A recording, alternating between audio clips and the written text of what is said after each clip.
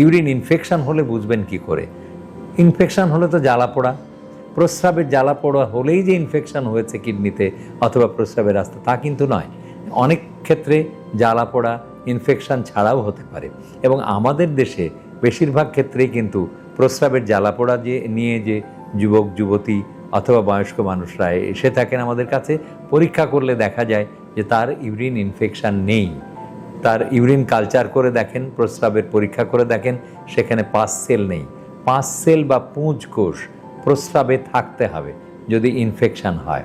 তাহলে আমরা যদি প্রস্রাবের অত্যন্ত সাধারণ পরীক্ষা রুটিন এক্সামিনেশন অফ ইউরিন বা ইউরিন RECS এই পরীক্ষাটা করে দেখি, তাহলে দেখি যে প্রস্রাবের মধ্যে 0 থেকে 5 এই পরিমাণ কোষ, পুঁজ কোষ 0 থেকে, মানে একটিও নাও থাকতে পারে, কিন্তু 5টা পর্যন্ত পুঁজ কোষ স্বাভাবিকভাবে থেকে যেতে পারে মেয়েদের ক্ষেত্রে, আর ছেলেদের ক্ষেত্রে 3টা পর্যন্ত পুঁজ কোষ থেকে যেতে পারে।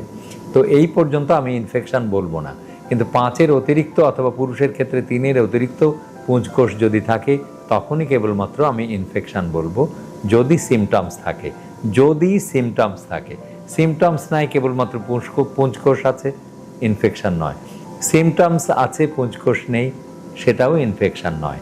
তাহলে ইনফেকশন বলতে গেলে মানে একটা রুগীকে অ্যান্টিবায়োটিক দিতে গেলে অবশ্যই প্রমাণ করতে হবে যে রুগীটার ইনফেকশন আছে কিনা।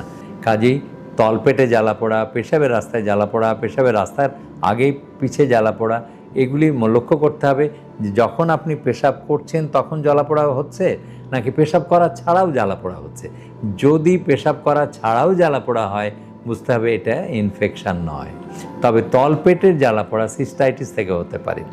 তো কাজেই এই প্রস্রাব পরীক্ষা করে নিয়ে তবেই ইনফেকশন বলতে হবে। তাহলে বললাম যে প্রস্রাবের পরীক্ষায় যদি পুঁজকোষ ধরা পড়ে এবং সেই সাথে সাথে সিমটমস থাকে তাহলে সেটা ইনফেকশন, এবং কালচার সেন্সিটিভিটি করে যে জীবাণুটার নাম আসবে, সাধারণত আমাদের দেশের ইশ্চেরিশিয়া কোলাই রোগ জীবাণু দিয়ে বেশিরভাগ ক্ষেত্রে ইনফেকশন হয়, এবং যে ওষুধে সেই রোগ জীবাণুটাকে মারতে পারবে সেই ওষুধটাকে নির্দিষ্ট ডোজে পর্যাপ্ত পরিমাণ খাওয়াই দিলেই আপনার ইনফেকশন সেরে যাবে।